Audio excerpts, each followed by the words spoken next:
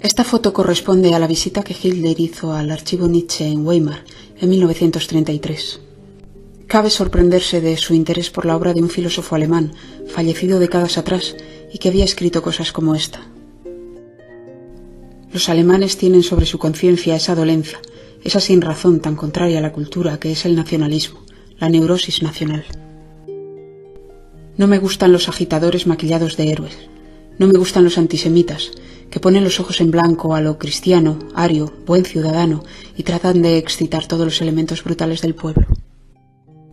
Cuando un alemán se obedece a sí mismo, lo cual es la excepción, lo hace con la misma torpeza, rigidez y denodada perseverancia con la que de ordinario obedece a sus autoridades. No es fácil encontrar un autor que arremeta con más contundencia, con más crueldad a veces, contra el espíritu alemán.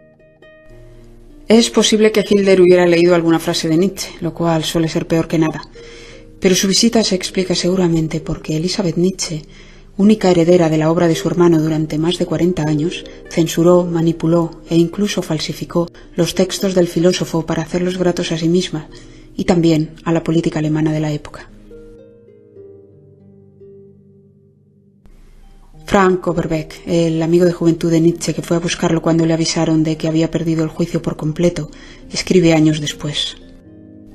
Para la causa y el prestigio de Nietzsche de cara al público, parece no haber salvación posible, al menos que esa causa sea completamente arrebatada de las manos de Elisabeth Nietzsche. Los auténticos escritos del filósofo se fueron conociendo muchos años después de su muerte, pero tras la Segunda Guerra Mundial quedaron semiproscritos en Centroeuropa. Fue Francia quien sopló las brasas y devolvió al autor el amor que éste siempre había sentido por la cultura francesa y por el mundo grecorromano, por el Mediterráneo. Niza hormiguea ahora de desocupados y otros filósofos de mi calaña, y Dios, con su cinismo habitual, deja lucir su sol sobre nosotros mucho más bellamente que sobre la Europa del señor Bismarck.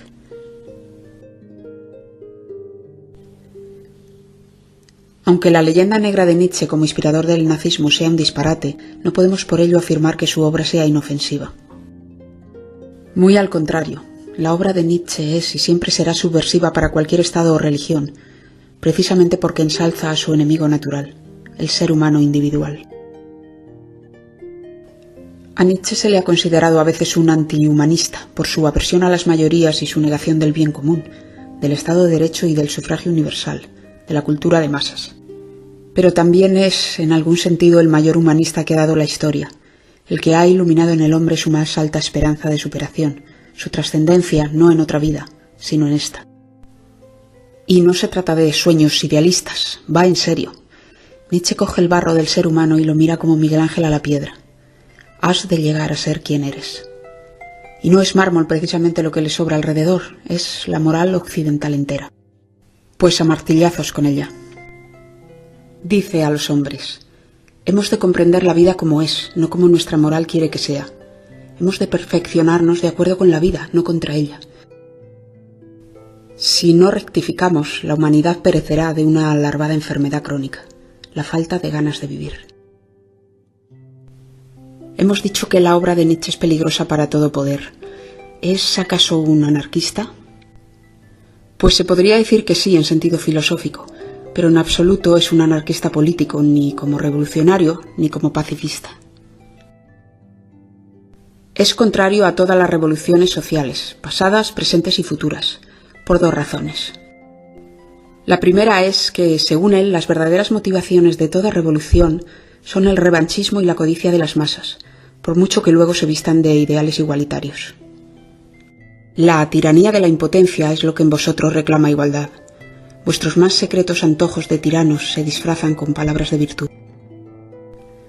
La sustancia revolucionaria es medio locura, histrionismo, bestialidad cruel, voluptuosidad, sentimentalismo y autointoxicación.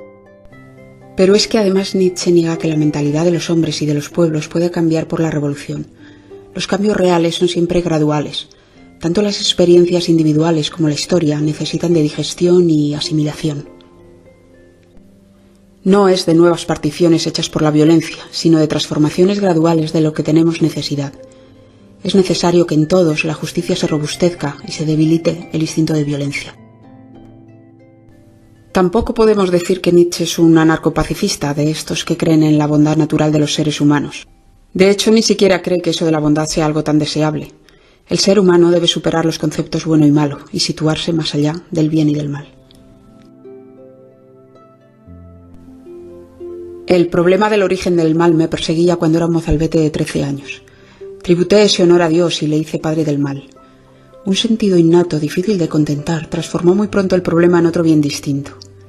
¿En qué condiciones inventó el hombre los juicios de valor del bien y del mal? La naturaleza no es buena ni mala, el universo tampoco, ni siquiera la historia de la humanidad lo es. El que conquista siente que su estrategia o valor han sido buenos, pues han llevado a la victoria. El conquistado, en cambio, lo ve como malo por haber destruido todo lo bueno que tenía. En unos años, la historia asimila como bueno el punto de vista del vencedor. En la vida real nos damos cuenta de que todo son transiciones, perspectivas y motivaciones entremezcladas. Pero la moral dualista, la de clasificar todo en opuestos, ha dominado completamente la filosofía y la religión de la cultura occidental. Todo juzgar moderno sobre hombres y cosas está vergonzosamente moralizado. Es para vomitar a causa de su edulcoramiento y falsedad moral. El primero en la historia en explicar la realidad como una lucha entre el bien y el mal fue un profeta persa llamado Zaratustra. Por eso Nietzsche quiso que el profeta hablase de nuevo al mundo. En su obra Así habló Zaratustra. Esta obra está considerada como una obra maestra de la literatura en alemán. Sin embargo, no creo que pueda ser comprendida sin conocer a fondo la filosofía de Nietzsche, es decir, el resto de sus obras, pues está escrita en una forma simbólica y metafórica, llena de alusiones veladas a las Sagradas Escrituras y a otros textos. A los que no sabemos alemán nos está vedada la belleza y la perfección de esta obra en su lengua original. Me remito a las palabras del escritor Stefan Zweig. La perfección clásica de su prosa, su hábil y artística construcción junto con la sonoridad de cada una de sus frases, siguen sin tener parangón en la literatura alemana. El propio Nietzsche confiesa amar su Zaratustra por encima de las demás obras y escribe a un amigo: no te dejes engañar por su estilo épico. Tras sus simples y extrañas palabras está mi más profunda seriedad y toda mi filosofía. Los dualismos morales se han mantenido durante tantos siglos porque son útiles a los estados y a las religiones para hacer a los individuos obedientes a su autoridad. Saben muy bien que la mayoría de los humanos son débiles y que por instinto gregario aceptan gustosamente los valores del colectivo, lo que su sociedad dice que es bueno y es malo, evitando así el repudio social. Se perpetúan de esta forma, inconsciente, los valores de las sagradas mayorías, que aman tener una iglesia o un estado a quien obedecer como sus protectores, pues fuera de ello solo imaginan el caos y la destrucción. Los hombres creen en la verdad de todo lo que ha sido creído por otros con evidencia y firmeza. Ningún poder podrá sostenerse si está representado solo por hipócritas. Lo que la plebe aprendió a creer un día sin motivos, ¿quién podría destruirlo con motivos? Empezamos a comprender la radicalidad de Nietzsche, porque no se trata de ningún adversario ideológico. Es un filósofo que rechaza los valores del hombre gregario, el que se complace en cumplir con la mediocridad. El progreso hacia lo semejante que hace a los hombres cada vez más similares en mediocridad, gregarios y vulgares, es algo natural, demasiado natural. Nietzsche advierte del alto precio que se paga por esta entrega a la moral social, el desprecio por el hombre. Para el filósofo esto se explica porque la esencia de la vitalidad, desde el fondo hasta lo más sublime, es individual, no colectiva, y eso es algo que no podemos elegir. Por ello, todo lo que hagamos de forma despersonalizada para colectivos será construir en falso, la cultura de masas, el poder en manos del pueblo, el ocio de consumo.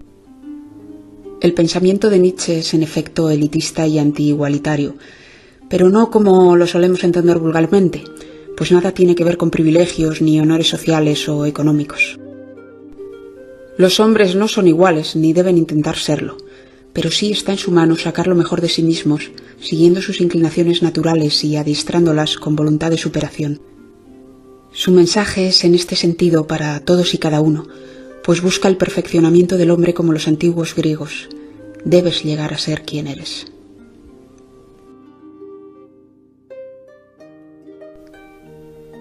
Friedrich Nietzsche era un niño poeta que había nacido en mitad del siglo XIX en Rocken, Alemania. En su primera obra en prosa, llamada De mi vida, ya se adivinan sus inclinaciones y su carácter. Había visto morir en casa a su padre y a su hermano Joseph, y escribe a sus 13 años: «Quiero tener el valor de mirar a la muerte a la cara. La vida es un espejo, reconocernos en él es lo primero a lo que aspiramos». El joven Nietzsche era lector empedernido. Byron, Shakespeare, Hölderlin, Goethe. Destacaba mucho como estudiante de humanidades. Amaba la cultura griega, la épica, el teatro y la música, especialmente la gloriosa y triunfal, pero no solo como espectador. Escribía poesía y teatro para ser representado e improvisaba música al piano. Sin altura parecía no encontrar aire para respirar. Tras realizar los estudios secundarios en la muy estricta escuela de Sforza, ingresa en la universidad, primero en Bonn y después en Leipzig, para especializarse en filología clásica. El pasado de Grecia y Roma eran tan vivos para él como el día a día, y aprendió así a traspasar siglos con su pensamiento, hacia atrás y hacia el futuro, hacia la prehistoria y hacia el hombre del porvenir. Su comportamiento externo era eso que los adultos llamamos ejemplar, cumplidor de las normas sin aparente esfuerzo ni contradicción. No era un rebelde al uso, de hecho nunca lo fue en cuanto a cumplir normas de funcionamiento, pues creía en la obediencia y en la disciplina, sobre todo en la autodisciplina. Pero su mente era en profundidad sorprendentemente libre y muy difícil de conformar. El único castigo disciplinario como estudiante lo recibió a los 12 años por una redacción escolar, en la que se quejó de la escasez de medios con esta frase: «En el auditorio, las lámparas difunden una luz tan mortecina que los alumnos se sienten tentados a utilizar sus propias luces». El adolescente empezaba a afilar el lápiz con ironía contra los métodos de enseñanza. Aquella rebeldía de fondo, no de formas, iría convirtiendo su pluma en estilete y después en espada. Pasados los años acabaría siendo dinamita contra la buena conciencia de Occidente, mientras se seguía comportando como el hombre educado y correctísimo que nunca levantaba el tono de voz. Terminados sus estudios universitarios, Nietzsche se dedica a la docencia y comienza a criticar en sus escritos y conferencias públicas los sistemas oficiales de enseñanza y a los propios filólogos, pues entendía que no se puede transmitir amor por la cultura griega si no comprendes tú mismo cuánto tienes que aprender de los griegos. Dice que se enseña y, por tanto, se aprende como un trámite necesario para aprobar y obtener un trabajo para ganarse la vida. Esto no es cultura viva.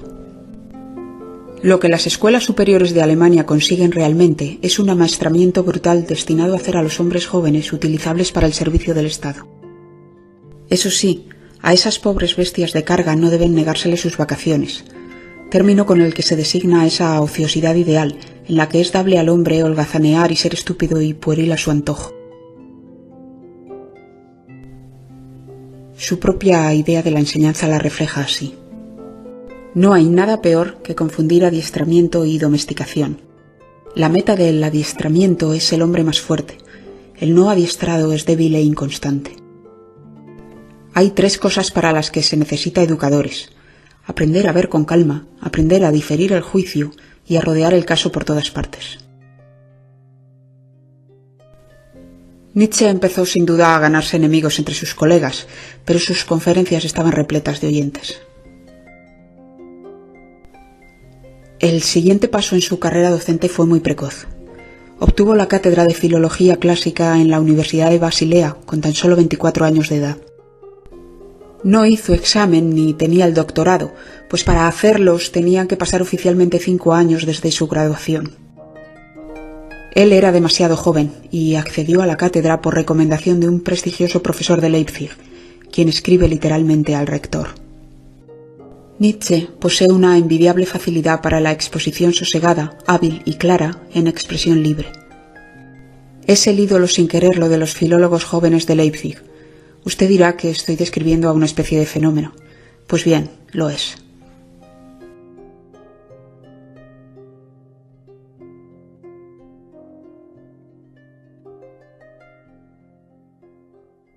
Cuando Nietzsche leyó a Schopenhauer en El mundo como voluntad y representación, quedó asombrado.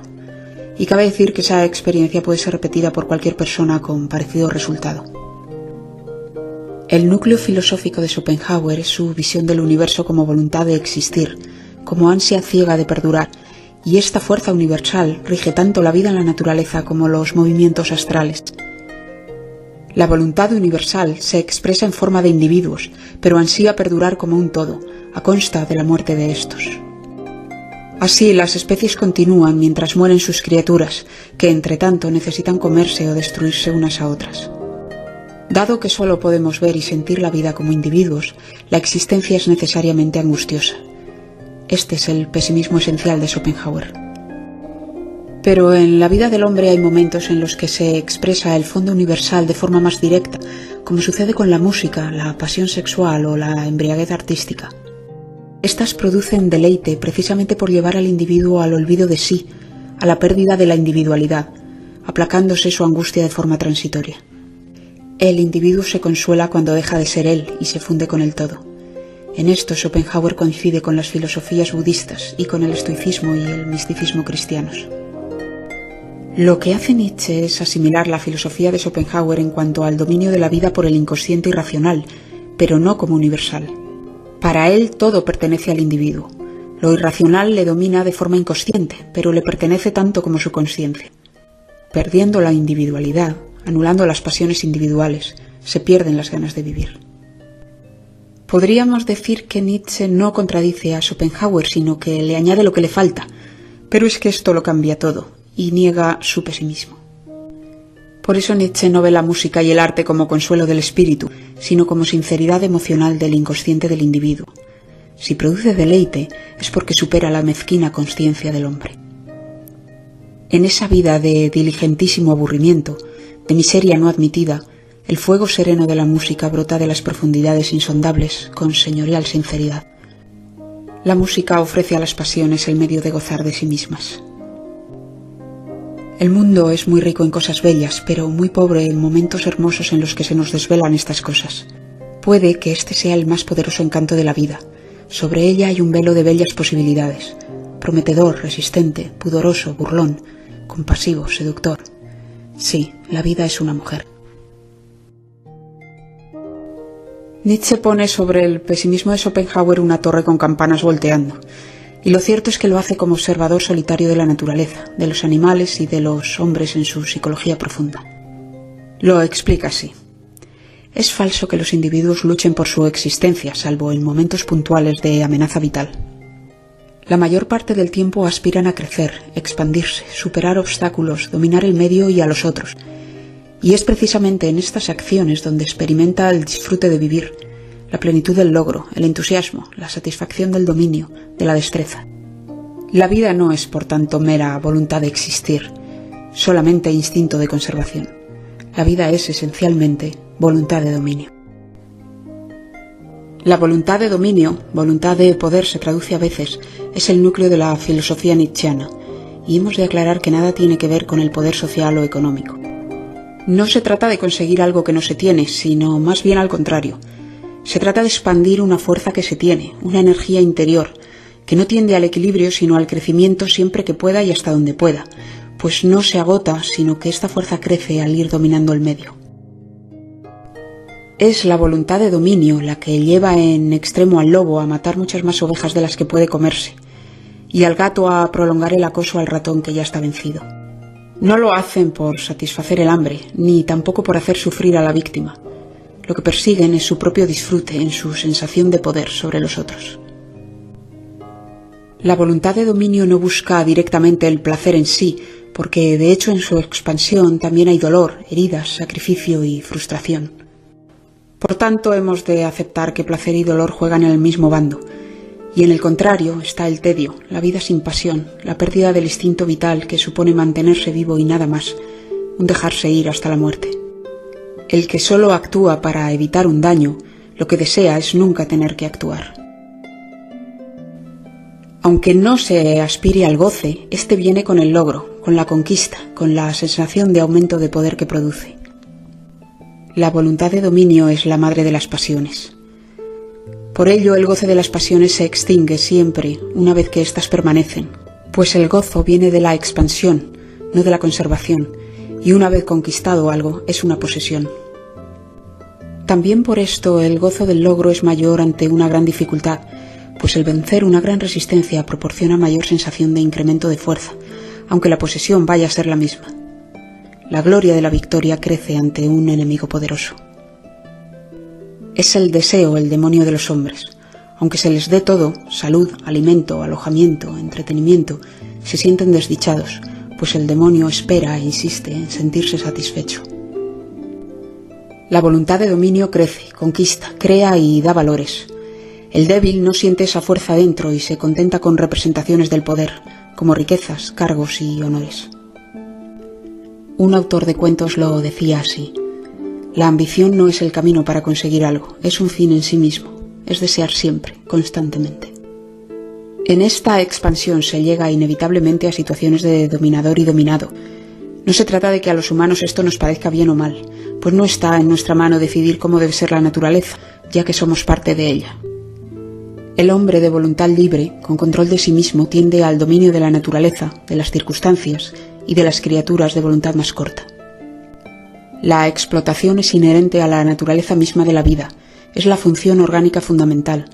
Aunque esta teoría pueda sonar nueva, es en realidad el hecho primordial de toda la historia. Tengamos el valor de reconocerlo. Nietzsche entabló en su época de profesor de Basilea estrecha amistad con Richard Wagner y acudía con mucha frecuencia a la casa que éste tenía junto a un lago suizo, donde conoció también a Cosima Wagner, la hija de Liszt. Disfrutaba con ellos de largas veladas de música y conversación, que recordaría con nostalgia toda la vida. Por su parte, Wagner decía que Nietzsche escribía alemán en latín y que era demasiado buen músico para ser profesor.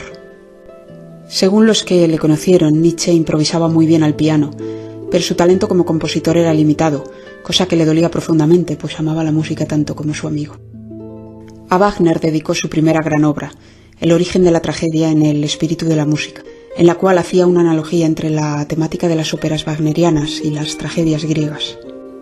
Disfruta de los sentimientos profundos y complejos. La extrema lealtad se siente dentro de un marco de deslealtad. Se hiere por amor al ser amado.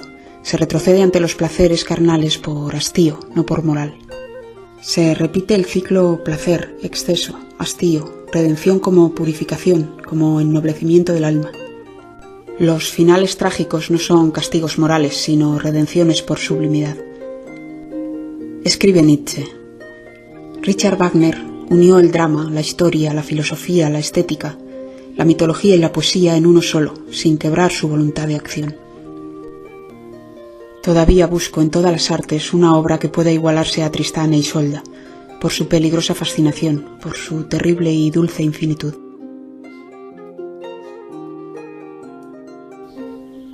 El Festival de Bayreuth se inaugura cuando Wagner tenía 60 años. Nietzsche confiaba en que sería un marco idóneo para el arte libre total, pero el entusiasmo inicial pronto se convirtió en decepción. En Bayreuth apenas sí conocía a Wagner. ¿Qué había pasado? El wagnerianismo se había apoderado de Wagner. Los desencuentros entre Wagner y Nietzsche se desencadenaron inicialmente en torno a Brahms. Wagner despreciaba su música y Nietzsche, sabiéndolo, llevó la partitura de la canción triunfal de Brahms a Bayreuth. Cosima Wagner lo cuenta así en su diario: Nietzsche defendió a Brahms ante Wagner y este desató una tormenta de críticas. Ambos discuten sobre este y otros temas. Nietzsche abandona el festival despidiéndose de Wagner en una nota. Wagner le escribe aconsejándole que se case o que escriba una ópera, en alusión a la conocida aversión de Brahms a hacer ambas cosas. En realidad, lo que Nietzsche había empezado a olfatear era el inicio del pangermanismo en torno a la figura de Wagner. De hecho, el teatro de Bayreuth era un templo a Wagner financiado por el emperador. Lo que nunca he perdonado a Wagner es que llegase a ser un alemán del imperio. Cuando Nietzsche publica Humano, demasiado humano, envía un ejemplar a Wagner y a su vez este manda una copia de su ópera Parsifal. Wagner en su obra se había vuelto piadoso. Ya no era un genio intemporal, sino un alemán condescendiente. Mis sentimientos sobre Wagner son ya libres por completo. Todo tenía que pasar como ha pasado. Ello me ha hecho bien y ahora contemplo mi emancipación de Wagner como un progreso espiritual. Pero una profunda melancolía por la pérdida de esta amistad perduró siempre en el filósofo, quien reconoce años después: nada podrá compensarme el haber perdido en estos últimos años la amistad de Wagner. Todo pasó y ¿qué me importa tener en algunas cosas razón frente a él? Esto no puede borrar de mi memoria la simpatía perdida. La llamada moral nietzscheana se basa en su concepción de la voluntad de dominio como una fuerza vital activa, no meramente conservadora de la vida, sino creadora, expansiva. Como es una fuerza, se puede medir por su intensidad, y según esto, unos seres humanos tienen mucha fuerza vital, los fuertes, y otros poca, los débiles. Fuertes y débiles no son por tanto opuestos, sino grados de vitalidad, en un sentido similar a lo que llamamos vulgarmente personalidad fuerte y débil. Tanto el débil como el fuerte se ven a sí mismos como buenos y tienen sus tendencias por convenientes. Estas tendencias se engloban como moral de fuertes y moral de débiles o de esclavos. El fuerte vive según sus propios valores en vez de buscar la aprobación de los demás. Tiende a aislarse y a crear, a generar por tendencia natural, por dar salida a su fuerza vital excedente. Reconoce intuitivamente a otros fuertes como sus iguales y los respeta aún como enemigos o los venera como amigos. A los débiles los ignora o los desprecia. Admira la grandeza y la valentía. Prefiere la verdad dura a la mentira piadosa. No mide la utilidad de cada acción porque siente su fuerza vital como sobrante, no como un bien a administrar. El débil prefiere adecuarse a la moral social, a las costumbres. Considera algo bueno si para su entorno lo es, y tiende al gregarismo, al que llama sociabilidad, sintiéndose incómodo en soledad. Su fuerza interna es pequeña, pero siente que aumenta con su pertenencia al grupo, y necesita la buena opinión de los demás. Es muy astuto en buscar su ventaja en cada situación. Su voluntad es frágil, poco duradera. Siente compasión por otros débiles y un odio oculto al fuerte, al que percibe como arrogante y orgulloso, como hostil al grupo. No nos dejemos engañar por las palabras. Nietzsche no llama débil a la viejecita con bastón o al niño paralítico del patio del colegio. Llama débil al hombre medio occidental, a la inmensa mayoría de nosotros. En vez de individuos soberanos, la historia nos presenta su propio producto: el hombre domesticado, el animal gregario, el ser dócil, enfermo, mediocre, el europeo de hoy. Aunque fuerte y débil son conceptos relativos que pueden cambiar según las circunstancias, Nietzsche les atribuye una tendencia innata de base.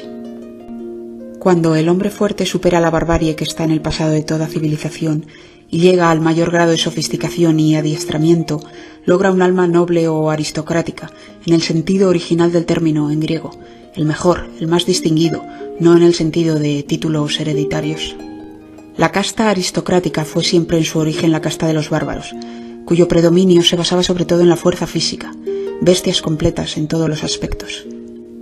El alma noble es la de un hombre fuerte evolucionado con disciplina y moderación de las pasiones hacia la generosidad, la voluntad duradera y la responsabilidad. Se caracteriza por el desprendimiento de sí mismo como supremo orgullo, no por altruismo gregario. En grado extremo es el alma del héroe. Signos de aristocracia: no pensar nunca en rebajar nuestros deberes a deberes para todos. No querer renunciar ni compartir con otros la propia responsabilidad. El alma aristocrática tiene algo que no es posible buscar ni encontrar, ni tal vez perder. Tiene respeto de sí misma. Voluntad duradera es la determinación lúcida y reflexiva que huye del instante y ordena la vida, y cuyas decisiones ya no pueden deducirse de circunstancias exteriores. El alma que Nietzsche llama vulgar tiene otras tendencias. La astucia, el buscar la ventaja en todo, la mezquindad de las pequeñas satisfacciones y comodidades son su universo.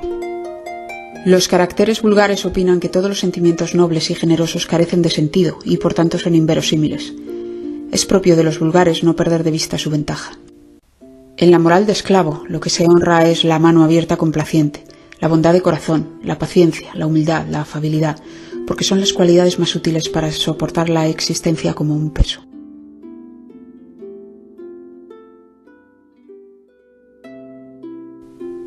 Es muy frecuente que Nietzsche recurra a la antropología para explicar las tendencias humanas innatas, basándose en el hecho incontrovertible de que somos herederos de los individuos de nuestra especie que lograron sobrevivir y sacar adelante a sus crías durante cientos de miles de años de prehistoria. Por tanto, sus características genéticas seleccionadas han penetrado hasta hoy. Dicho de otro modo, lo que han decidido como favorables cientos de miles de años de prehistoria no lo puede cambiar de un plumazo 4000 años de historia. Lo que no sabe el hombre de sí mismo lo saben sus genes del pasado.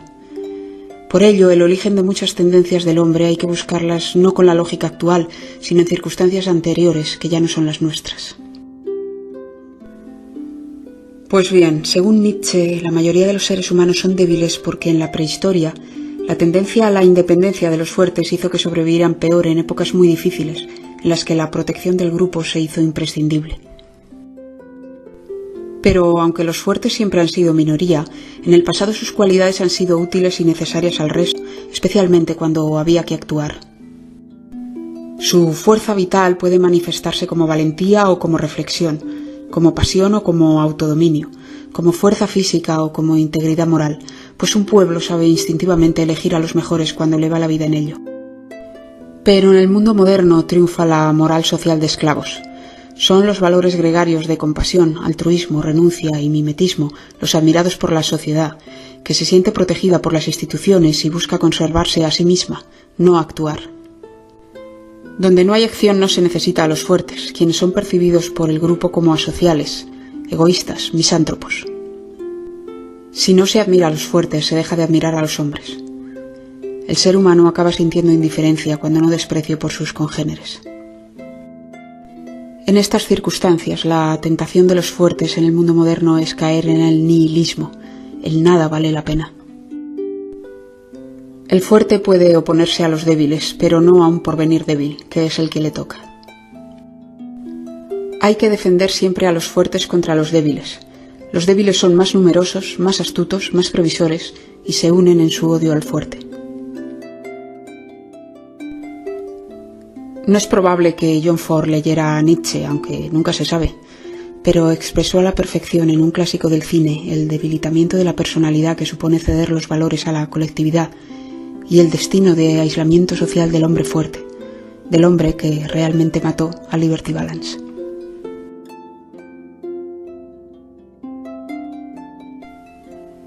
Estados y religiones propician siempre la moral social de esclavos porque les garantiza sumisión voluntaria. Pero además el socialismo y las democracias modernas les entregan directamente el poder, con lo que la mediocridad quedará lógicamente entronizada en todos los órdenes: política, enseñanza, arte, ciencia, pensamiento.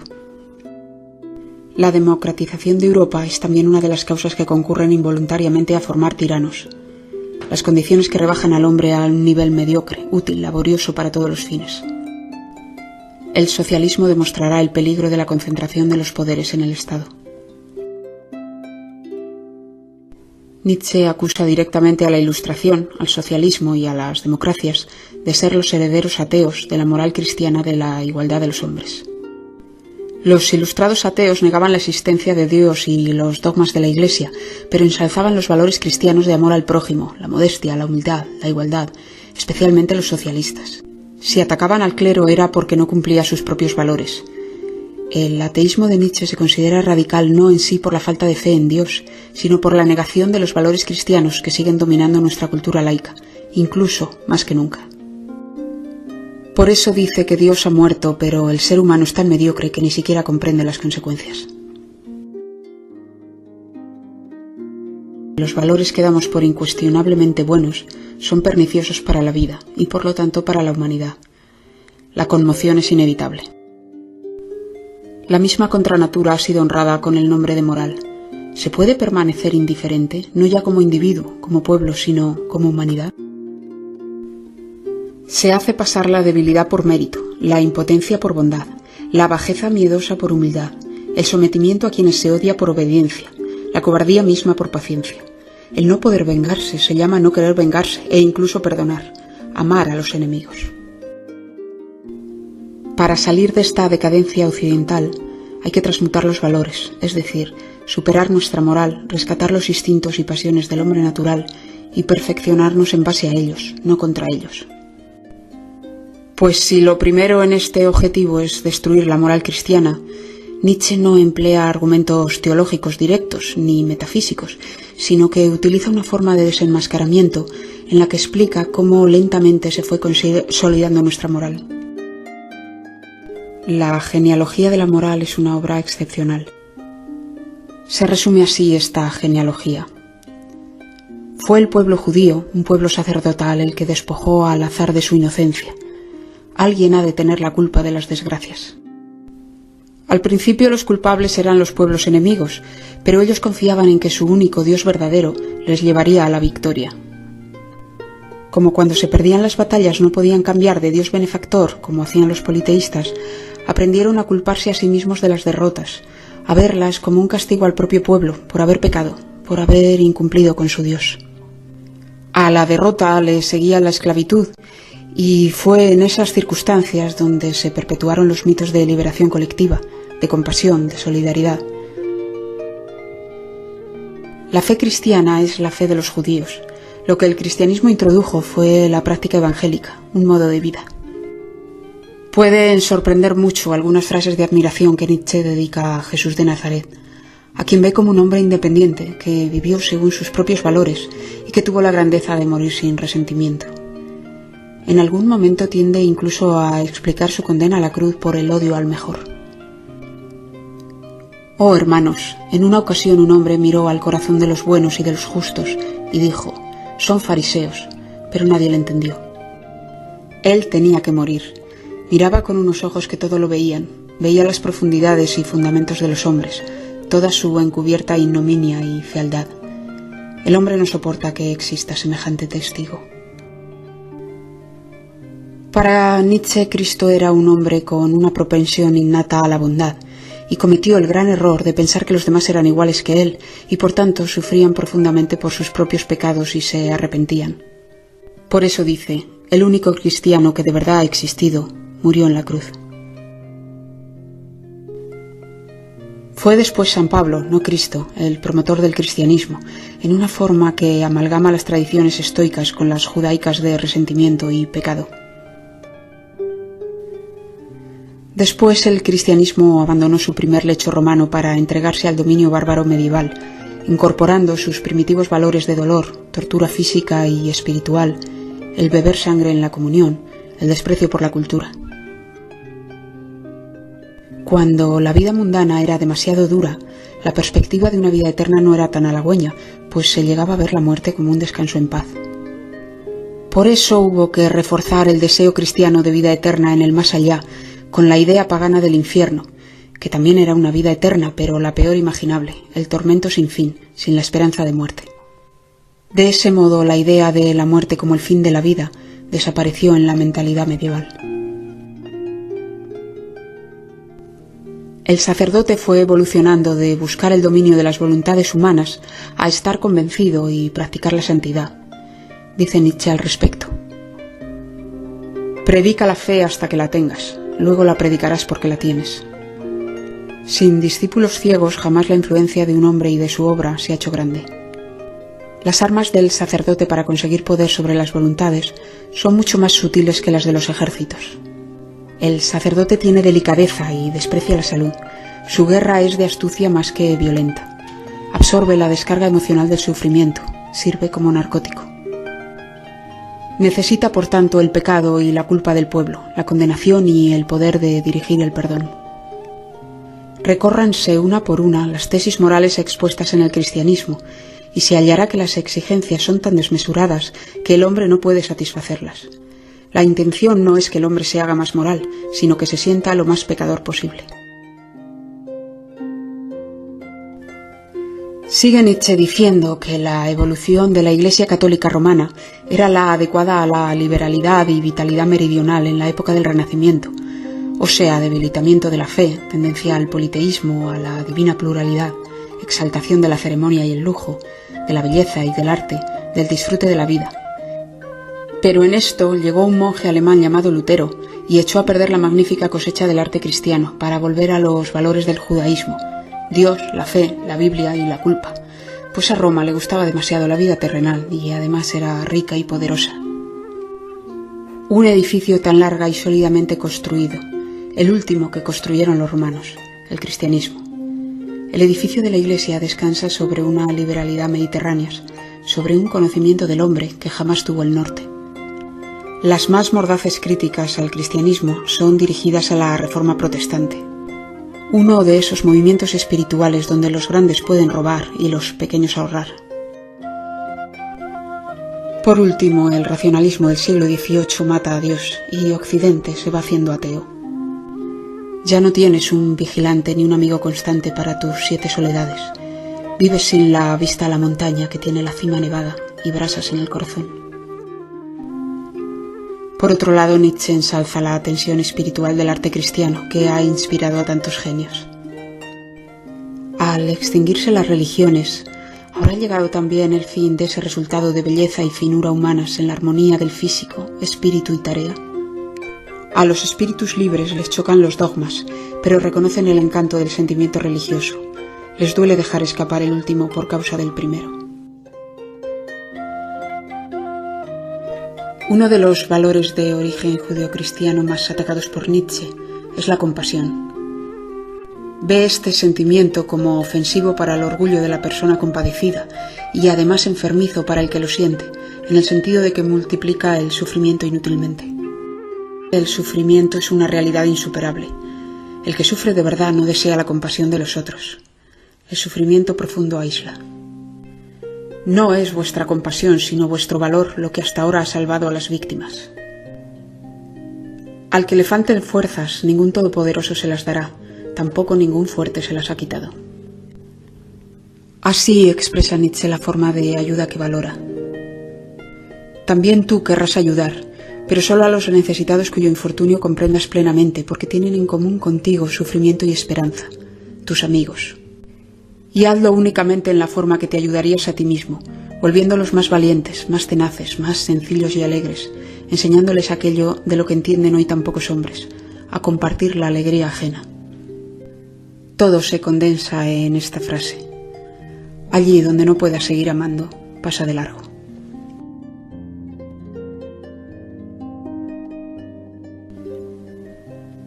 Además de sus clases de filología en la Universidad de Basilea, Nietzsche enseñaba griego en el Pedagogium. El historiador Burckhardt dijo textualmente: en Basilea nunca ha habido un profesor semejante. Nietzsche se afinca en Suiza y abandona la nacionalidad germánica.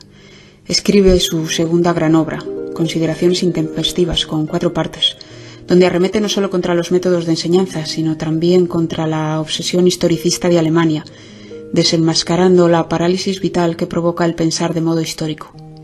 De la utilidad y el perjuicio de la historia para la vida es el mejor libro de historia que ha caído en mis manos. Resumo la teoría.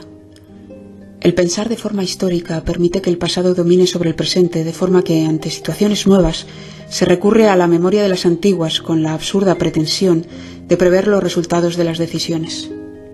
A fuerza de esto, el hombre ha ido devaluando su intuición, su inventiva y su lógica para afrontar lo nuevo con datos del presente. Su pensamiento deja de estar motivado por y para la acción y se convierte en un fin en sí mismo. De este modo, en el hombre occidental se ha ido desconectando el mundo interior del exterior, es decir, los pensamientos de los actos. Esta disociación del yo interior y la vida real es el verdadero arrepentimiento de los moribundos hoy en día. No he vivido mi propia vida, sino la que se esperaba de mí. La característica más íntima del hombre moderno es el contraste entre una interioridad que no va seguida de acción y una acción que no responde a una verdadera interioridad. Únicamente se ven seres humanos uniformes, ansiosamente enmascarados. El individuo se ha retirado al interior. Necesitamos la historia para la vida, para la acción y el comportamiento, no para apartarnos de ella como erudición, y menos para encubrir cobardías propias con heroicidades del pasado, más o menos verídicas.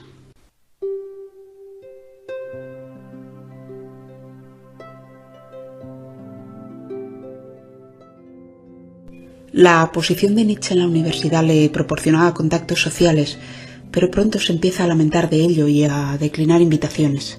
Escribe: toda reunión social es degradada a la condición de chismorreo local.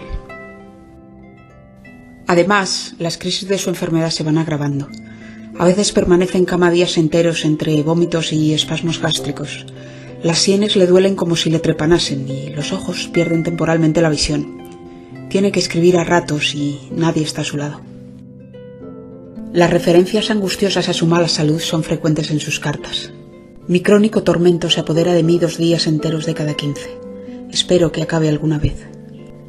El horrendo y casi continuo martirio de mi vida me hace anhelar su fin, y según muchos signos está muy cerca el ataque cerebral que ha de confirmar mi esperanza.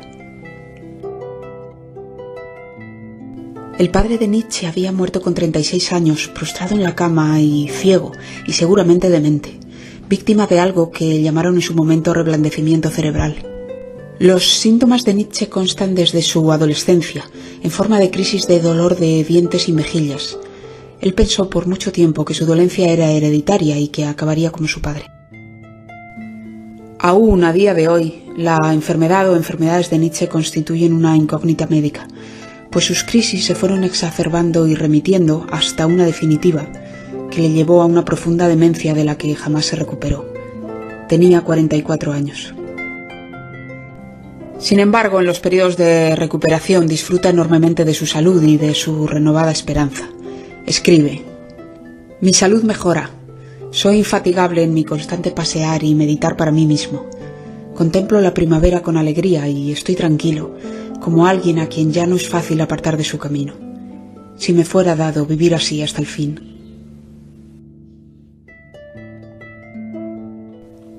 Dado que tiene que cancelar cada vez más clases, renuncia a su cátedra y recibe de la universidad una exigua pensión por enfermedad.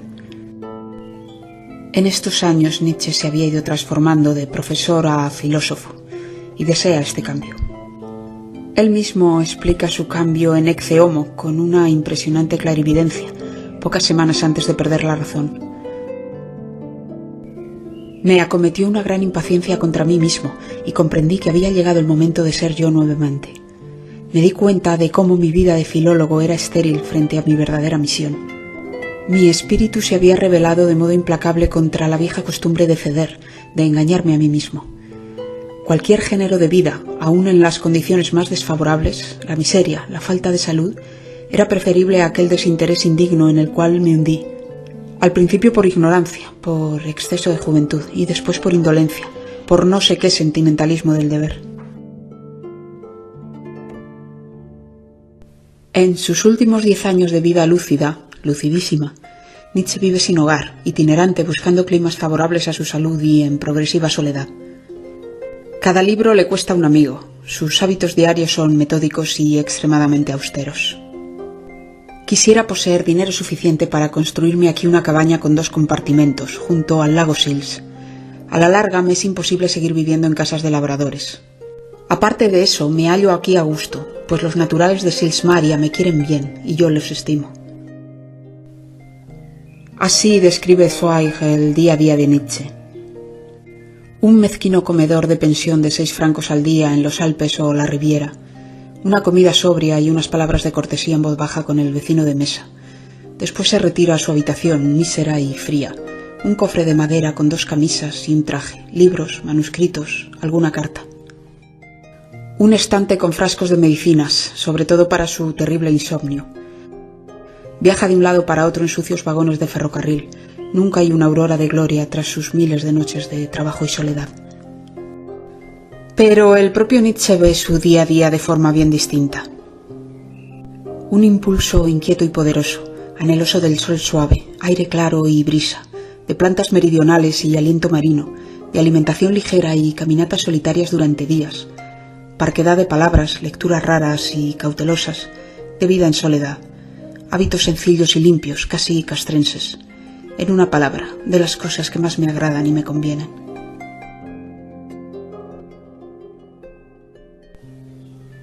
La filosofía de Nietzsche destaca siempre el carácter inmoral de la naturaleza y, por tanto, el esencial del hombre, pero no propugna una vida natural desandando la civilización. Imaginad un hombre como la naturaleza, pavorosamente indiferente, sin propósitos, sin contemplaciones, sin piedad y sin justicia, a la vez fecundo, estéril e indefinido. ¿No es la vida precisamente querer ser distinto a la naturaleza?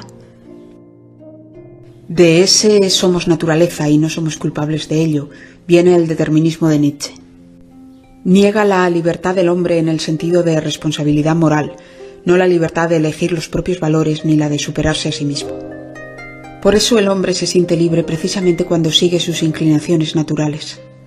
Los hombres se tienen por más libres allí donde mayor es su sentimiento vital, ora en la pasión, ora en el deber, ora en el conocimiento, ora en la travesura.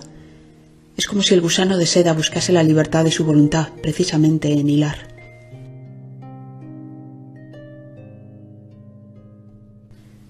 Sin duda Nietzsche como filósofo establece una teoría del conocimiento. Para él, las cualidades que nos elevan sobre los animales son recursos naturales evolutivos de la especie humana, moldeados durante la prehistoria. Nada hay de sobrenatural en el hombre. La filosofía tradicional y la metafísica son consideradas por Nietzsche una ficción del ser humano. Si ya se había enemistado con sus colegas filólogos, ahora va contra sus colegas filósofos. El lenguaje no esclarece los problemas metafísicos, sino que los construye, para después jugar con ellos. Somos los humanos los que hemos inventado, como tantas ficciones, la causa, la sucesión, la relatividad, el número, la ley, la libertad, la razón, la finalidad. También rechaza al sabio, al erudito, porque ya sabe o cree que sabe. El verdadero filósofo es el que ama la sabiduría, el que busca saber. Incluso llega a decir que el saber impide el pensar. La verdadera utilidad de la filosofía consiste en comprender qué cosas de la naturaleza son inmutables, para poder acometer el perfeccionamiento de lo que sí es mutable. Los medios de conocimiento del hombre son todas las cualidades que le da la naturaleza, para él siempre subjetivas. El pensador ha menester la fantasía, la emancipación de los sentidos, la invención, la intuición, la inducción, la deducción, la crítica, el modo de pensar impersonal, la contemplación serena y comprensiva y, sobre todo, la justicia y el amor a lo existente. Tras una etapa positivista de interés por la ciencia, Nietzsche acaba despreciando los métodos científicos porque solo llegan a conocer lo que se deja medir y cuantificar. Además, los científicos no están en absoluto libres de las motivaciones y las pasiones del ser humano. La envidia, el afán de notoriedad, los prejuicios, la vanidad, el fanatismo. Juzgando con rigor, no hay en modo alguno una ciencia sin presupuestos. Estos presupuestos no dejan de ser una fe. En su evolución el hombre, siendo un animal débil físicamente, ha desarrollado formidablemente la astucia y la colaboración, y gracias a ello domina la naturaleza. Las cualidades llamadas superiores, la lógica, el razonamiento, el lenguaje, todo es biología sofisticada. No es que se descienda al hombre al nivel del animal, al contrario, se eleva la naturaleza al nivel del hombre. Veamos pues cómo. La lógica es un instrumento útil al animal y al hombre en su supervivencia, y se basa en asociaciones de ideas derivadas de tratar lo parecido como idéntico. Se van fijando así cortocircuitos en la memoria para el dominio del entorno. Por ejemplo, este animal se parece a aquel que una vez atacó la tribu, por lo tanto huyó antes de que se acerque. Esta planta parece igual que aquella que comí una vez y resultó no ser perjudicial, por lo tanto la como.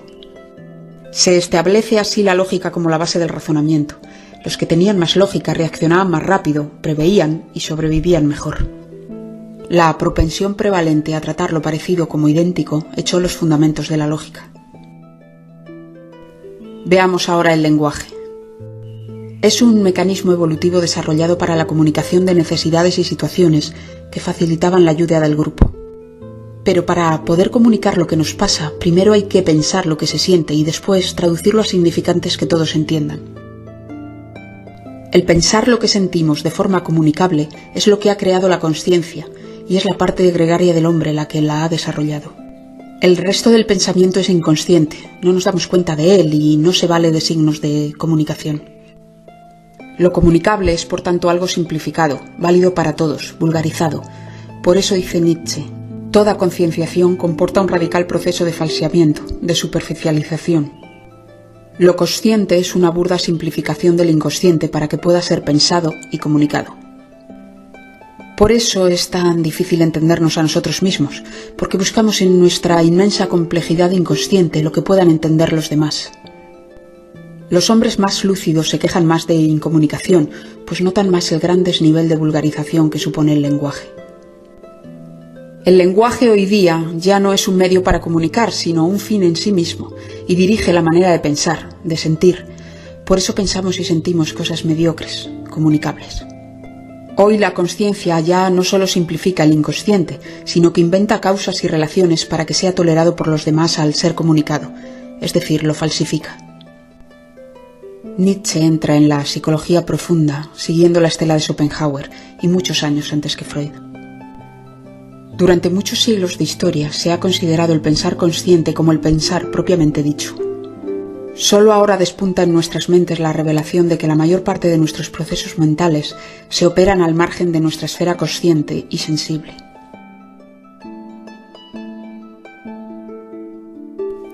Las conocidas teorías del psicoanálisis no eran producto de las investigaciones de Freud, como él pretendió, sino que eran teorías filosóficas de Nietzsche y Schopenhauer que fueron trasplantadas a una nueva disciplina.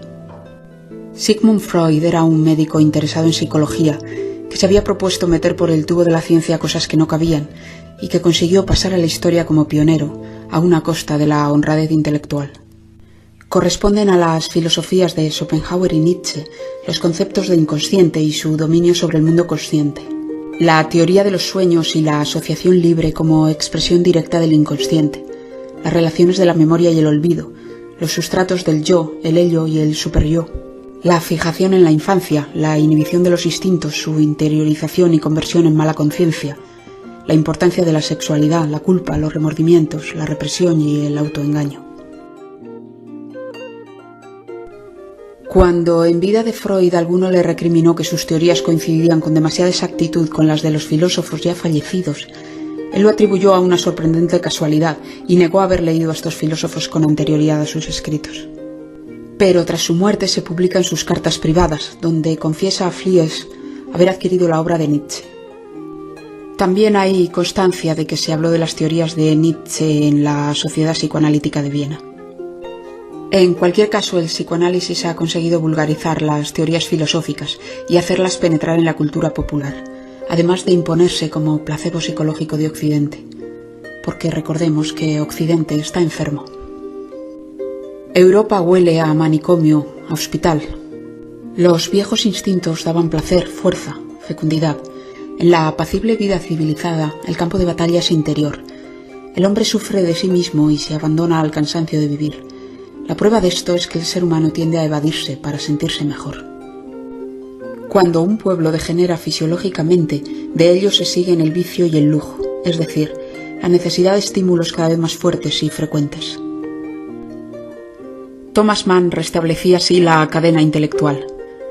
Schopenhauer, como psicólogo de la voluntad, es el padre de toda la psicología moderna. De él parte una línea que, a través del radicalismo psicológico de Nietzsche, va directa hasta Freud. A veces se acusa a la obra de Nietzsche de estar llena de contradicciones. Sucede si buscamos en su obra un sistema lógico o moral coherente y recorremos sus aforismos tratando de averiguar de qué está a favor o de qué está en contra. Pero él mismo nos previene contra este modo de pensar. La realidad tiene múltiples perspectivas. Solo hay un ver en perspectiva, y cuantas más emociones dejemos que tomen la palabra acerca de algo, cuantos más ojos diferentes sepamos emplear, tanto más completo será nuestro concepto de algo, nuestra objetividad. Asistimos a la plena corriente del irracionalismo y del subjetivismo, que en el arte se tradujo en sus formas impresionistas, modernistas, cubistas, expresionistas, abstractas. No estamos ante un neutro relativismo, sino ante una comprensión de la multiplicidad. Por eso Nietzsche considera los prejuicios y las convicciones como enemigos del conocimiento. No nos dejaremos quemar por nuestras opiniones, por lo poco seguros que estamos de ellas. En cambio, nos dejaríamos quemar por poder tener nuestras opiniones y derecho a cambiar de opinión. No ha sido la lucha de las opiniones la que ha hecho la historia tan violenta, sino más bien la lucha de la fe en las opiniones, es decir, las convicciones. Finalmente, ya cerca de 1930, los psicoanalistas reconocen públicamente a Schopenhauer como el primero en dar importancia a la sexualidad en la conducta humana. La metafísica del amor sexual de Schopenhauer es una teoría fascinante que proporciona un marco metafísico y antropológico a esa pasión que llamamos amor sexual y que es para algunos invento del romanticismo. Según su teoría, la pasión sexual representa una sofisticadísima evolución de la sexualidad humana, caracterizada por el apego mutuo exclusivo de una pareja sexual, solo él, solo ella.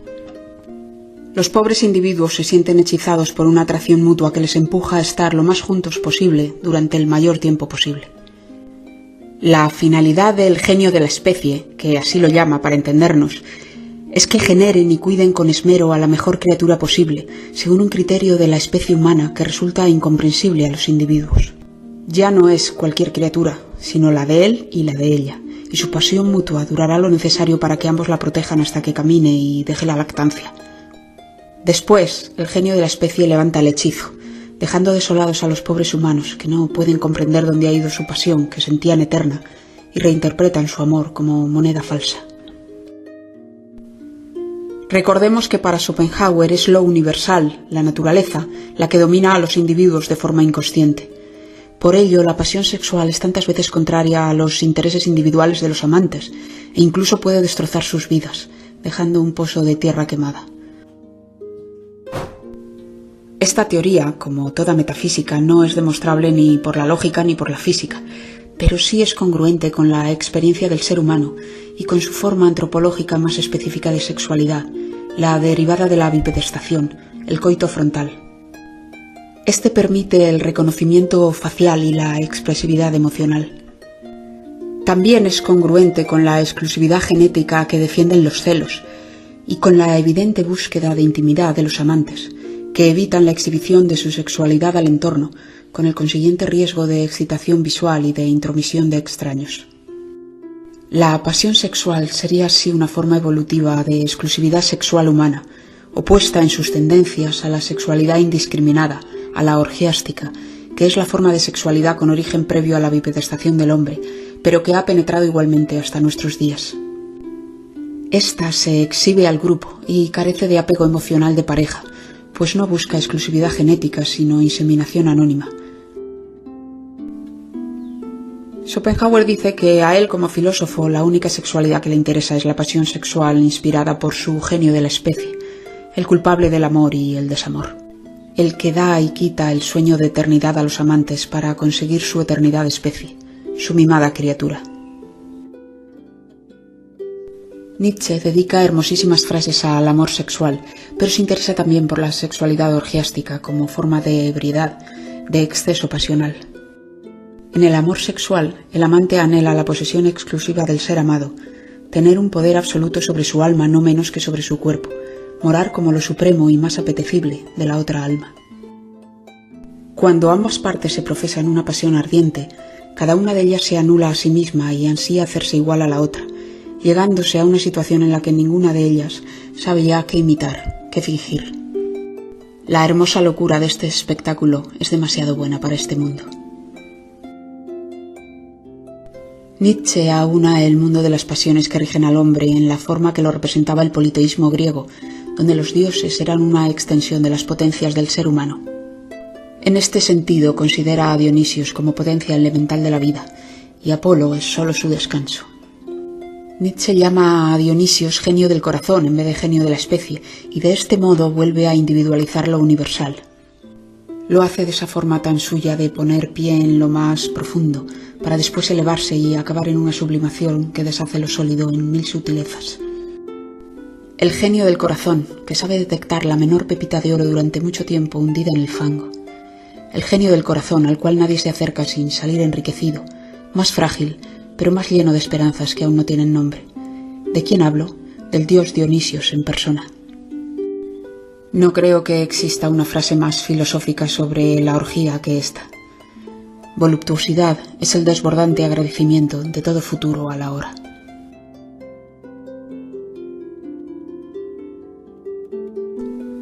El ballet El rito de la primavera de Stravinsky y Nijinsky se estrena en París a principios del siglo XX y entra de lleno en el tema de la orgía ritual, con sacrificio humano incluido.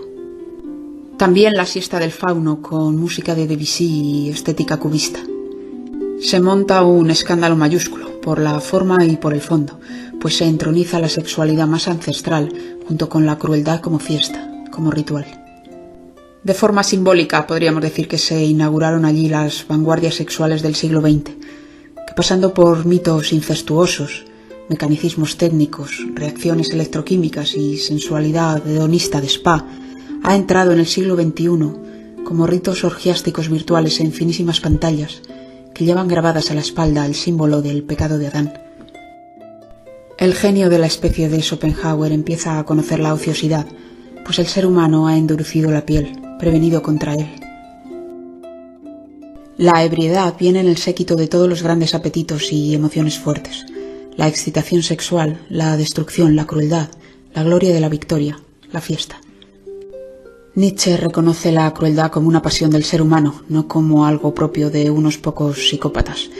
Lo que hace en realidad es poner al civilizado hombre occidental contra la pared y decirle a la cara: sí, tú eres cruel. Por duro que parezca, la crueldad constituye la gran alegría festiva de la humanidad primitiva. Esto es algo que, como muchas otras tendencias humanas, no se cambia en un siglo ni en 20. Hasta no hace mucho tiempo no se concebía boda principesca o gran fiesta popular sin ejecuciones ni torturas. Disfrutamos de la crueldad cuando no nos sentimos vulnerables a ella, posibles víctimas. Esta invulnerabilidad aumenta nuestra sensación de poder y es esto lo que nos complace, no el sufrimiento del otro. El placer de la crueldad no se ha extinguido sino sublimado, hecho más sutil, de forma que no permita recelar ni siquiera a la más sensible conciencia hipócrita. ¿Cuál es el supremo placer de los hombres en una comunidad en cuyo seno impera la más estricta moralidad? Es el placer de la crueldad, el ser inventivo e insaciable en la crueldad. No se precisa mucha reflexión para darnos cuenta de que hoy se busca crueldad en la ficción, y protegidos por la buena conciencia consumimos con avidez imágenes de catástrofes reales, a sabiendas de que la imagen de crueldad o sufrimiento más explícita es la más demandada. Las crueles peleas de gallos no están prohibidas en las tertulias políticas, tampoco la maledicencia en las privadas. Sabater recuerda que los libertinos de todas las épocas no han sabido cantar a los placeres de la carne sin asociarlos con sangre y torturas. Pero no es Sade el que mira a Nietzsche a los ojos, sino el brillantísimo Borges en su nihilista Dutch Requiem. Para Nietzsche el dominio de las pasiones es parte del perfeccionamiento humano. No hay que anularlas, sino redirigirlas, aprovechando su fuerza vital. De nosotros depende despojar a las pasiones de su carácter temible y tomar precauciones de suerte que no se conviertan en torrentes devastadores. Queremos cooperar honestamente en la tarea de transformar todas las pasiones de la humanidad en alegrías. La falta de alegría es la madre de la lujuria. Puede sorprender que el destructor de la moral defienda la institución matrimonial, que para Nietzsche tiene más alcance que la pasión sexual como pacto de procreación, pues no solo se trata de generar, sino también de educar a la generación siguiente. La más hermosa misión de las misiones, la disciplina y el perfeccionamiento de la humanidad. Si Marx proponía el amor libre, es decir, liberar al amor del yugo del matrimonio, institución solo creada para transmitir la propiedad, era porque proponía entregar los hijos al Estado. Nietzsche piensa justo lo contrario, que el amor no hay que liberarlo de nada, porque siempre es libre, pero el matrimonio es una responsabilidad generacional. El tema de la propiedad para Nietzsche no tiene importancia alguna, más allá de la codicia que genera, y en cuanto a la educación de los hijos por el Estado, es la peor dejación del ser humano, pues el Estado siempre los educará para su servicio. Es en este contexto de trascendencia de la procreación donde hay que interpretar las frases abiertamente sexistas de Nietzsche. Hombre y mujer son diferentes física y psíquicamente por naturaleza. La llamada emancipación femenina es vista como una autonegación de la mujer y de la maternidad, a la larga de la vida. Los instintos femeninos se esterilizan y la mujer renuncia a ser mujer.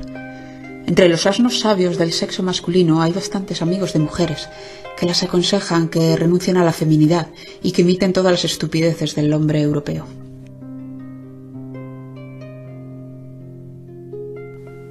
Cuando Nietzsche tenía 36 años, una escritora amiga suya le recomienda un ayudante por sus problemas intermitentes con la vista.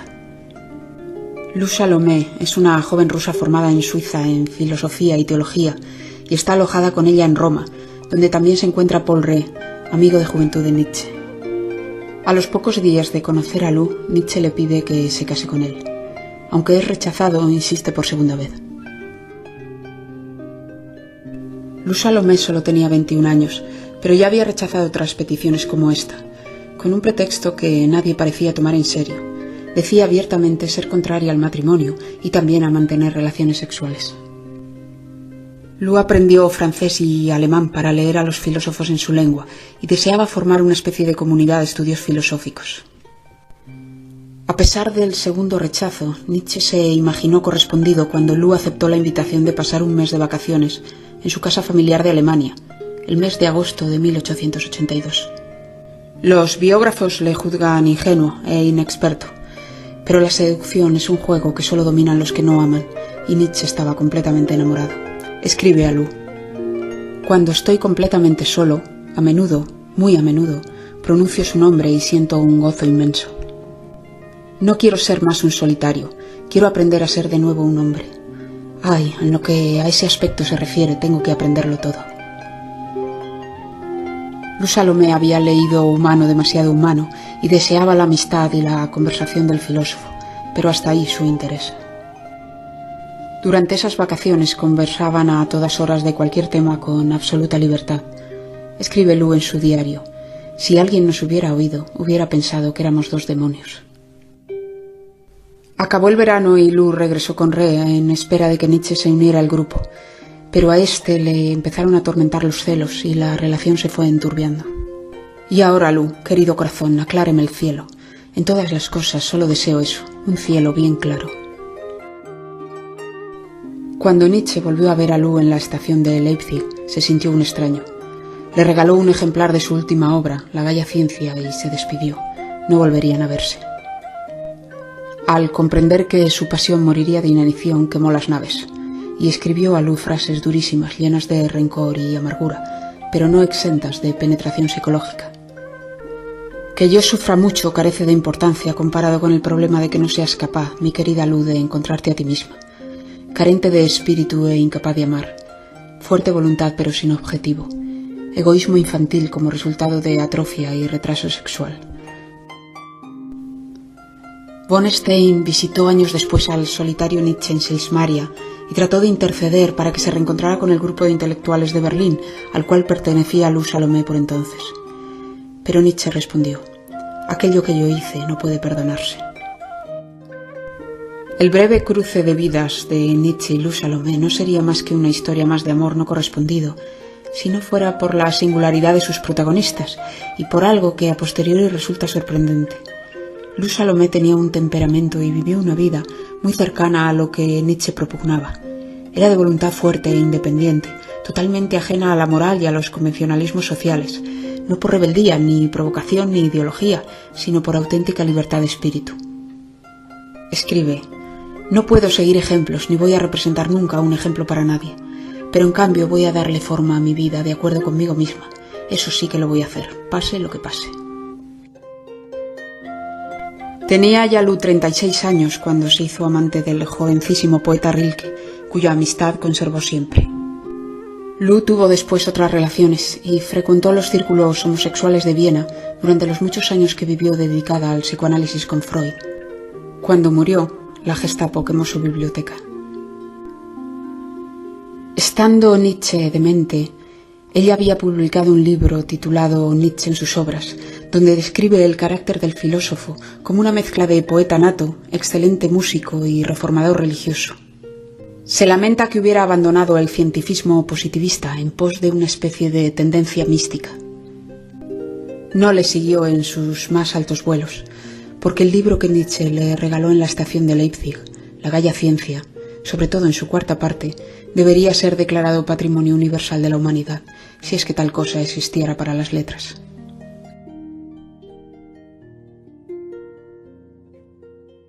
El concepto de superhombre es una mala traducción en español, pero no se encuentra otra. En alemán original se refiere al hombre que se trasciende a sí mismo. El superhombre no puede darse en nuestra época, ni en el mejor de los hombres, pues se necesita un mundo donde los valores se hayan transmutado y así los espíritus más fuertes puedan sentirse libres y superar el nihilismo, la sensación de que la vida no vale la pena. Por tanto, el superhombre ha de venir de la superación tanto individual como colectiva del ser humano, y no como quimera, sino de carne y hueso, generación tras generación, a partir del hombre actual, a partir de los mejores. Hombres precursores y valientes, que entiendan del silencio, de la soledad y de la firme determinación, y sean capaces de dedicarse con satisfacción y perseverancia a una actividad anónima. Hombres inclinados a buscar por sí mismos todo aquello que hay que superar, hombres que con serenidad, paciencia y desdén por las vanidades aúnen la generosidad en la victoria con la indulgencia con las debilidades de los vencidos. Hombres cuyo juicio sobre la influencia del azar sea perspicaz y libre. Hombres seguros a la hora de mandar, a la vez que dispuestos, cuando sea preciso, a obedecer, y que se sientan orgullosos tanto de lo uno como de lo otro. La fruta madura de este progreso será el individuo soberano, igual tan solo a sí mismo, independiente y dueño de una voluntad duradera. Sin duda, Zaratustra es un modelo expresado proféticamente del hombre intuido por Nietzsche en el camino hacia el superhombre, el que tiene que trascenderse, pero sabe que aún no es su época. Para este fin se dona a sí mismo, desciende a los hombres desde su cueva y busca a los mejores para que le sigan, después los deja para siempre. Para convencer a muchos de que se aparten del rebaño, para eso he venido. Quizás no vosotros, hermanos míos, pero os podríais convertir en antepasados del superhombre, y que ésta sea vuestra mejor creación. Cuán rica es la tierra en cosas buenas y perfectas, en cosas bien logradas. Poned esas cosas a vuestro alrededor, hombres superiores. Su dorada madurez cura el corazón. Lo perfecto enseña a tener esperanza. La idea de superhombre no responde al evolucionismo de Darwin. Según Nietzsche hay siempre evolución, pero no dirigida hacia ninguna finalidad, ni en la naturaleza ni en la historia. Cree que Darwin se equivocaba al ver las leyes naturales como respuesta a la lucha por la vida en competencia y supervivencia de los más aptos, pues estaba demasiado influido por la revolución industrial inglesa y sus terribles condiciones de hacinamiento, al igual que Marx con la lucha de clases. La humanidad no tiene en su conjunto ningún fin, y por tanto el hombre no puede encontrar en ello consuelo ni reposo, sino desesperación. La frase más conocida del amor fati nietzscheano es esa que dice: lo que no me destruye me hace más fuerte. Pero el concepto es algo más profundo que el aparente. Amor fati es la afirmación vital del pasado, de lo vivido con dichas y desdichas, pero no como resignación, sino como necesario. De este modo, mediante una comprensión inteligente, el pasado se convierte en generador de una voluntad fuerte y confianza en el presente, en algo de gran valor personal, independiente, más soy yo. Con el devenir, el presente se va haciendo pasado y generando futuro, de forma que acabas viviendo una vida que amas, cosa que no debe confundirse con el mero amar la vida que vives del optimista. Amor fati es la única forma que tiene la voluntad del hombre de actuar sobre el pasado, no sobre los hechos, pero sí sobre su capacidad motriz, sobre un presente menos temeroso del azar, con sus riesgos y sus peligros. El peligro es el primero que nos hace reconocer nuestros recursos, nuestras virtudes, nuestras defensas y nuestras armas, nuestro espíritu. Primer principio: hay que necesitar ser fuerte, de lo contrario nunca se llega a serlo. El que mejor explicó el concepto de amor fati fue Steve Jobs, su famoso discurso en Stanford, con aquello del Connecting the Points. Jobs afirma que en su juventud, tras dejar las clases universitarias oficiales, se introdujo en una de diseño de tipología de letras, un tema inútil pero de su interés. 10 años después, cuando estaba diseñando Macintosh, aquel aprendizaje vino a su mente e influyó decisivamente en el software del Mac. La importancia de aquella clase solo la pudo comprender a posteriori, pues nunca se puede saber a priori lo que va a ser determinante en la vida. Jobs dice que ahí comprendió que todo su pasado había sido necesario para llegar a Mac, pues nunca hubiera entrado en esa clase de tipología de letras si antes no hubiera abandonado el curso universitario. Esto le convenció que debía vivir el presente siguiendo sus inclinaciones e intuición, en vez de usar caminos predeterminados, pues esto le daba la confianza de estar haciendo más cosas que podrían ser determinantes en su vida, y por lo tanto, en ver un futuro esperanzado. Cuando Jobs aconseja a los estudiantes de Stanford: "Stay hungry, stay foolish", les está hablando de una actitud mantenida como presente, que les lleve a vivir una vida que amen, que sientan que merece ser vivida. Quiero aprender cada vez mejor a sentir lo necesario de las cosas como bello, así seré de los que embellecen las cosas. Amor fati, ese debe ser en adelante mi amor. Entiende que la vida arriesgada, en el sentido físico o mental, saca lo mejor del hombre. Deseáis abolir el sufrimiento y no hay cosa más imposible. La disciplina del gran sufrimiento ha llevado al hombre a la cima de su ser. Esa tensión del alma en la desgracia, que le da energía, su sobresalto ante los grandes cataclismos, su ingeniosidad y su valor para desafiar la desgracia, para interpretarla y utilizarla. En este sentido ridiculiza la mediocre satisfacción de la vida segura, con frases muy crueles. El espíritu que ha llegado a ser libre pisotea el despreciable tipo de bienestar con el que sueñan tenderos, cristianos, vacas, mujeres, ingleses y otros demócratas. Los golpes terribles de la realidad en las pasiones, los deseos y la voluntad son absolutamente necesarios, mucho más que esa forma de felicidad mezquina llamada bondad.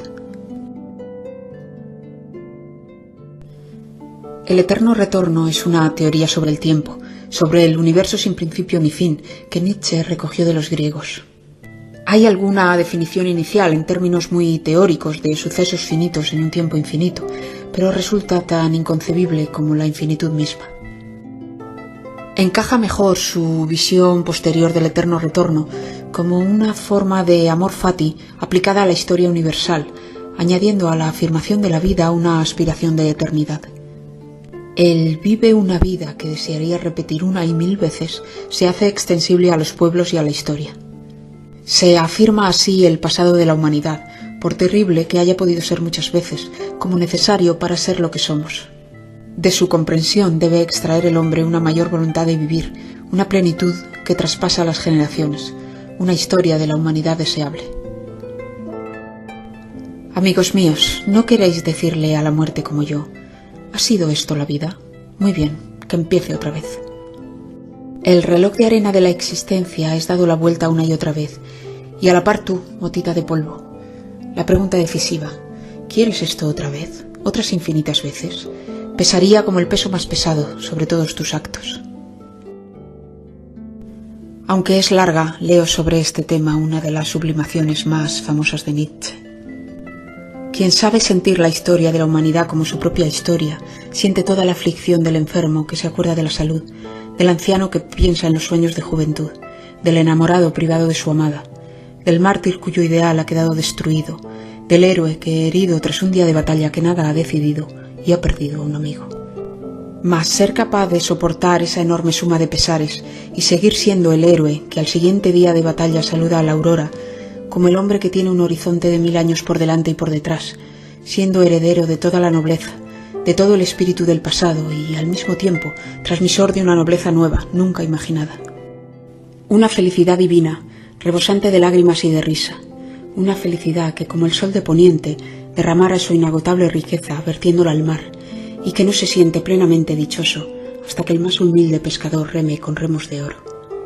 Ese sentimiento divino se llamará entonces humanidad.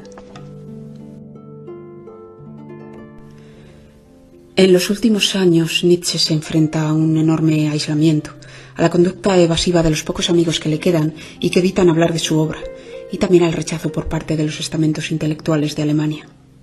El actual rector de la Universidad de Leipzig me ha dicho con toda claridad que mi solicitud de dar conferencias allí fracasaría, así como probablemente en todas las universidades de Alemania. La verdad, empero, surge de la mirada, y en los ojos de todos leo claramente estas palabras. Amigo Nietzsche, ya estás completamente solo. Nietzsche necesita la soledad, pero a la vez le duele profundamente. Dedica a este tema, que conoce también, hermosísimas frases. Si en la soledad te sientes grande y fecundo, el trato con los hombres tendrá el efecto de empequeñecerte, de volverte estéril. La ruptura de todo lazo individual es dura, pero me nace un ala en cada sitio donde antes había una atadura. Todo aislamiento es culpa, así habla el rebaño, y tú perteneciste largo tiempo al rebaño, y su voz continuará resonando en tu interior. Siento vacilar toda mi filosofía, y me parece insensato querer tener razón si ha de ser a cambio de no poder amar a nadie ni despertar ninguna simpatía. En el año 1888 escribe sin descanso ni corrección sus últimas obras: Nietzsche contra Wagner, El crepúsculo de los ídolos, El anticristo y Ecce Homo. Zweig le compara con acierto con Van Gogh en cuanto al frenesí de creación bajo la vital influencia de la luz del sol meridional en un hombre del norte. Define así su inspiración: se oye sin tratar de oírlo, se toma sin tenerlo que pedir, como un relámpago surge en mi pensamiento, como algo necesario. La austeridad de medios con la que vivía llegó al extremo, porque tenía que pagar de su bolsillo la impresión de sus obras, para lo cual iba ahorrando una parte de su exigua pensión. No había ventas. Ayer recibí la nota trimestral de mi editor, bastante desfavorable. Reina tal incomprensión de mi literatura que ni siquiera constituye rechazo, sino la más absoluta indiferencia. Pero tras el verano de ese año empiezan a llegarle ecos de interés desde la Universidad de Copenhague. El profesor Brandes opina que quizá no haya libros que encierren mayor cantidad de ideas nuevas e independientes que las mías. Dice que soy conocido en Escandinavia.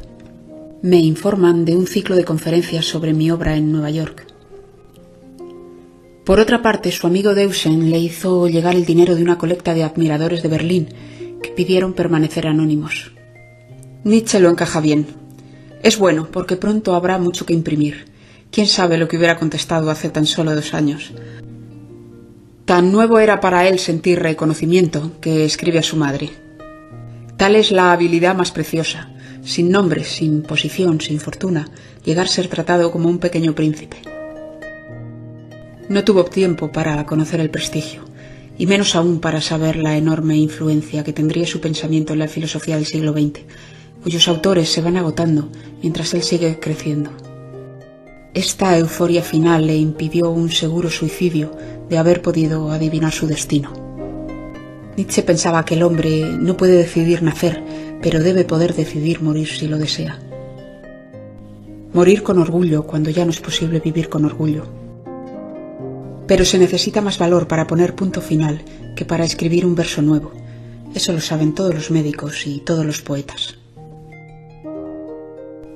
En su última obra, Ecce Homo, da muestras de delirios de grandeza y megalomanía patológicos, pero los mezcla con frases de enorme lucidez. El amable profesor, como le llamaban sus caseros en Turín, se había desplomado en la calle.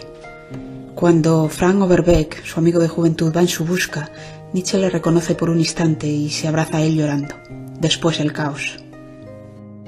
Su conducta era profundamente demencial y no volvió a recuperar la cordura. Ingresado en un psiquiátrico, se le cataloga de parálisis progresiva, que en esa época era un cajón desastre donde se incluía a los dementes sin solución, bien como fase final de la sífilis, muy frecuente en la época, o bien por cualquier otra causa. Después fue atendido en casa durante 11 años, primero por su madre y después por su hermana, que había regresado de Uruguay al quedarse viuda. Nietzsche muere en el año 1900. Duele imaginarlo tanto tiempo en estado vegetativo. Pero que no se nos ocurra ni por un instante compadecernos. El mejor antídoto son sus palabras. Un aroma de eternidad, un rosáceo y bronceado olor a vino de vieja felicidad, de ebria dicha de morir a medianoche que canta. El mundo es profundo, más profundo de lo que el día ha pensado. Así habló Zaratustra.